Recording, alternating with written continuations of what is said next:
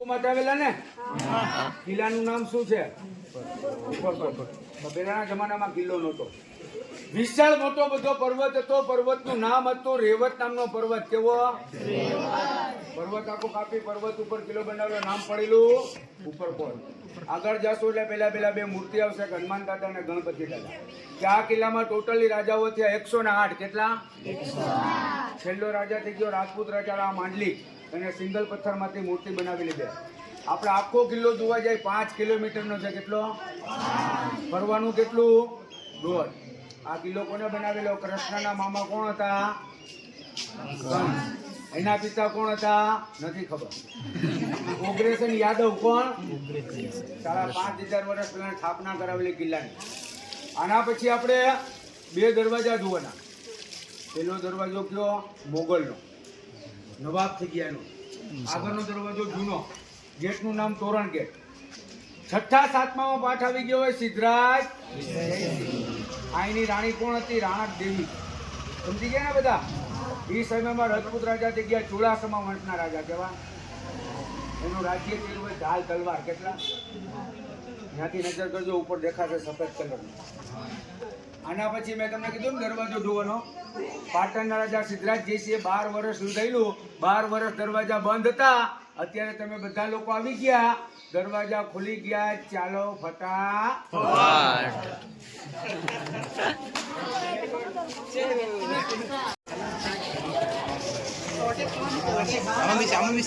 આપણે આગળ જઈએ.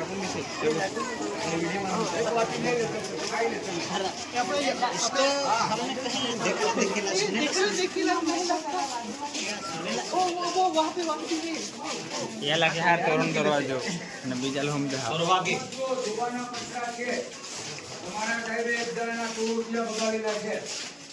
નજીક આ બાજુ આવે બીજું કોઈ ચાલી શકે. હમણાં છેલ્લે મેં તમને સમજાવ્યું ને, પાટણનો રાજા હતો સિદ્ધરાજ જયસિંહ. રાણક દેવીની એંગેજમેન્ટમાં સમજો છો ને? સગાઈ ક્યાં નક્કી થઈ હતી? પાટણમાં. પાટણમાં તમને બધાને યાદ હોય તો રાણી ઉદયમતી અને રાણી રાણક દેવી. એના નામને એક વાવ બનાવેલી છે, રાણકી વાવ. પાટણમાં છે. અત્યારે તમે જુઓ તો તમારી પાસે છે. કેમાં છે? સોની રોડમાં. હવે સાંભળી લેજો, રાણક દેવીને પહેલેથી લગ્ન કરવા હતા રાખીંગાર સાથે. કોની જોડે? કિલ્લામાં લગ્ન કરી, લગ્ન મંડપ અંદર તમને બતાવીશ. પછી પાટણમાં સિદ્ધરાજ જયસિંહને ખબર પડી જાય કે જુનાગઢના કિલ્લા ઉપર રાણક દેવીના લગ્ન થઈ ગયા છે. ગુજરાતમાંથી અહીંયા આવી લશ્કર લઈને 12 વર્ષ યુદ્ધ કર્યું. કેટલા વર્ષ? એની સાલ તમને કહી દો, 1102 થી 1114. કાકરી કે દરવાજો તોડી નતો થઈ ગયો. 13મે વર્ષે પોતાના 2 ભાણેજો ફૂટ્યા. આપણામાં કહેવત છે કે ઘર ફૂટે અને ઘર થાય. કિલ્લાનો રાજા કોણ હતો? રાખેલા. પોતાના 2 ભાણા. સાહેબને ખબર હોય, છોકરાઓને ખબર ન હોય. એનું નામ હતું દેસળ વિસળ.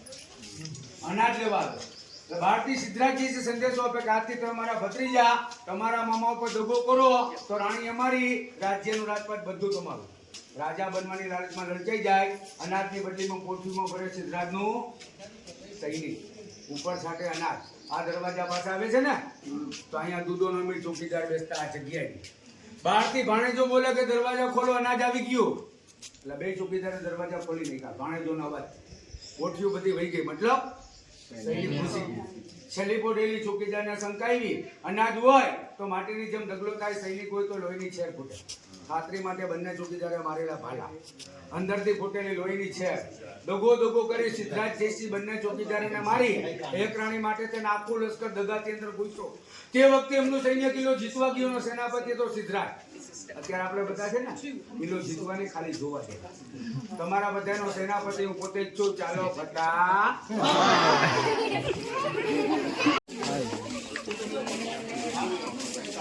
સુરત આખે કહાં છે?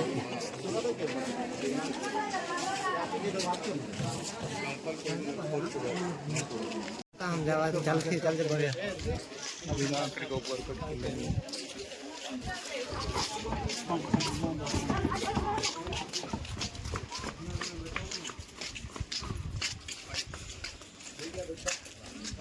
સમજો. હા, ટોટલી વસ્તુ જોવાની છે આપણે. જાજી બધી બગાડવાનો ટાઈમ ઓછો. જોવાનું કામ પહેલા. જ્યાં જોવામાં તમે તારે 5 મિનિટ વધારે બગાડજો. તો આ સ્ટોન તમને દેખાય છે બધાને?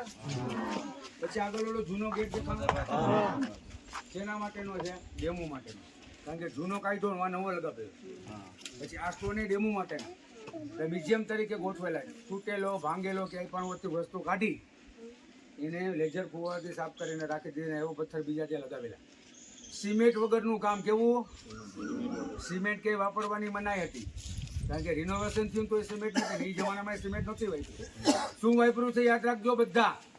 લાલ કલરની રેતી, પીળા કલરની રેતી, એની અંદર ચૂનો, બીજું કશું. હવે આ બે વસ્તુ યાદ રાખજો. એને ચોંટાડવા માટે થઈને બીજી 5 આઈટમ એમાં નાખવાની. કઈ કઈ? ઉકાળેલું ગોળનું પાણી, પીપણા ભરી ફૂલ ઉકાળવાનું. એની અંદર બીજી 4 વસ્તુ યાદ રાખજો.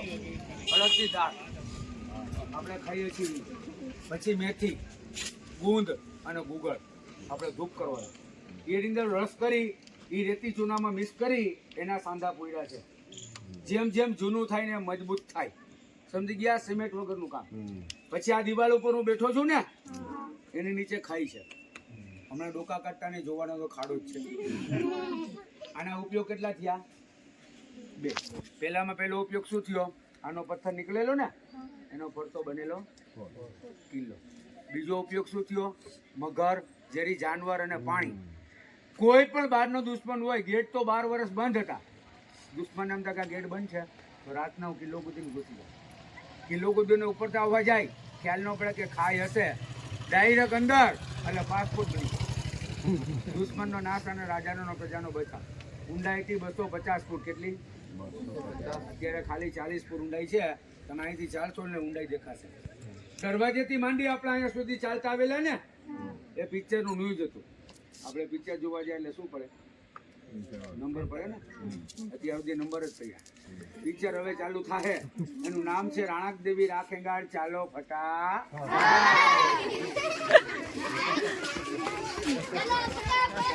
તમારા છોકરાઓને મોટા નો ખુશ